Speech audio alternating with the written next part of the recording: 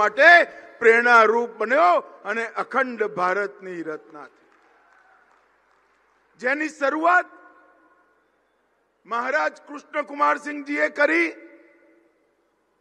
એને ભેગું કરવાનું કામ પ્રચંડ પુરુષાર્થ ગુજરાતના જ પનોતા પુત્ર સરદાર સાહેબે કર્યું.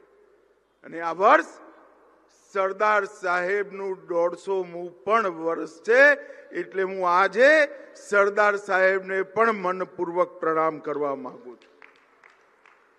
મિત્રો, હું છેલ્લે ભાવનગર આ વખતની નહીં, એના પહેલાની ચૂંટણીમાં જીતુભાઈના પ્રચારમાં આવ્યો હતો. મેં ભાવનગર એ વખતે જોયેલું, આજે જોયું. મેં મનસુખભાઈ માંડવિયાને કહ્યું, કોર્પોરેશને આપણા ભાવનગરને ખૂબ સુંદર બનાવવાનું કામ કર્યું છે.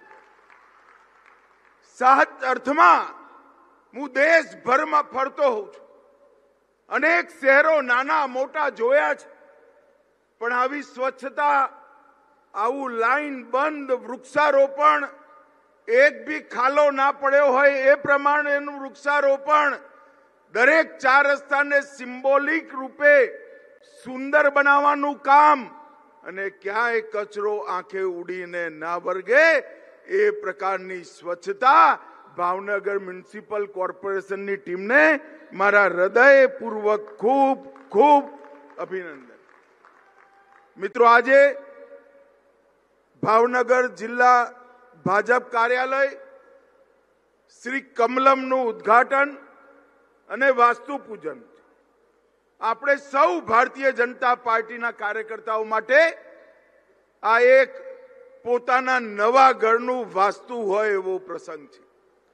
બાકી બધી પાર્ટીઓની મને ખબર નથી, પણ ભારતીય જનતા પાર્ટીના કાર્યકર્તાનું બીજું ઘર ભાજપનું કાર્યાલય હોતું હોય છે, એની મને બરોબર ખબર છે. અને આધુનિક સુવિધાયુક્ત કાર્યાલય, કાર પાર્કિંગ, સાહિત્ય કક્ષ, નમો સેવા કક્ષ, સુરક્ષા કક્ષ, ભોજન કક્ષ, અધ્યક્ષની અદ્યતન ઓફિસ, મહાસચિવોની ઓફિસ, વેઇટિંગ રૂમ, વિડીયો કોન્ફરન્સનો હોલ, પેન્ટ્રી અને ભોજનની સુવિધા સહિતનું આ આધુનિક કાર્યાલય બનાવવા માટે ભાવનગરના સૌ કાર્યકર્તાઓને મારા મનપૂર્વક અભિનંદન અને ખૂબ ખૂબ શુભકામનાઓ. ભારતીય જનતા પાર્ટી વિચારધારાના આધાર પર અને સંગઠનની તાકાત પર રાજનીતિમાં કામ કરવાનો નવો ચીલો દીનદયાલજીના નેતૃત્વમાં જનસંઘે પાડ્યો. અને એ દિવસથી જ બધી જ પાર્ટીઓ નેતા આધારિત પાર્ટી બની. આપણી પાર્ટી કાર્યકર્તા આધારિત પાર્ટી બની અને એ સંસ્કાર આપણે આજ સુધી જાળવી રાખે. એ વખતે નક્કી કર્યું આપણે 2015માં કે સમગ્ર દેશની અંદર દરેક જિલ્લામાં એક કાર્યાલય. અને મિત્રો, આજે જોવા જઈએ તો બનેલા કાર્યાલય, પહેલા બનેલા કાર્યાલય અને કામ ચાલુ હોય એવું બધું મળીને 787 માંથી 697 જિલ્લાના કાર્યાલયોનું કામ પૂરું થઈ ગયું. અને આપણા ગુજરાતમાં પણ 42 જિલ્લા કાર્યાલય બનાવવાના છે. 25 પહેલેથી બનેલા હતા, 8 બની ચૂક્યા છે અને 5નું કામ ચાલુ છે. હવે જગદીશભાઈ, તમારી જવાબદારી છે કે બાકીનું જે રહ્યું કહ્યું હોય પૂરું કરી નાખો ભાઈ. કારણ કે ભારતીય જનતા પાર્ટીની મ્યુનિસિપાલિટી ચલાવવાની હોય, મ્યુનિસિપલ કોર્પોરેશન ચલાવવાનું હોય, તાલુકા પંચાયત, જિલ્લા પંચાયત, રાજ્ય સરકાર કે કેન્દ્ર સરકાર, એના ચલાવવાનું મૂળ કામ આપણી નીતિઓથી થતું હોય છે. ભારતીય જનતા પાર્ટીની નીતિ ઘડવાની જગ્યા, આપણી ચૂંટણીની રણનીતિ ઘડવાની જગ્યા એટલે આપણું કાર્યાલય. જ્યાં કાર્યનો આલય હોય એ જ કાર્યાલય. મિત્રો, અને ભારતીય જનતા પાર્ટી આ જોતામાં રાજીવ ગાંધીએ મેણું માર્યું હતું, અમે બે અમારા બે, અને આજે દેશમાં સતત ત્રીજી વાર નરેન્દ્રભાઈને વડાપ્રધાન બનાવવાનો યશ આપણી પાર્ટીને મળ્યો. પંચાયતથી પાર્લામેન્ટ સુધી અનેક જગ્યાઓએ ભારતીય જનતા પાર્ટીના કાર્યકર્તાઓએ સેવા કરવા માટે સત્તા પ્રાપ્ત કરી સેવા યજ્ઞ ચાલુ કર્યો.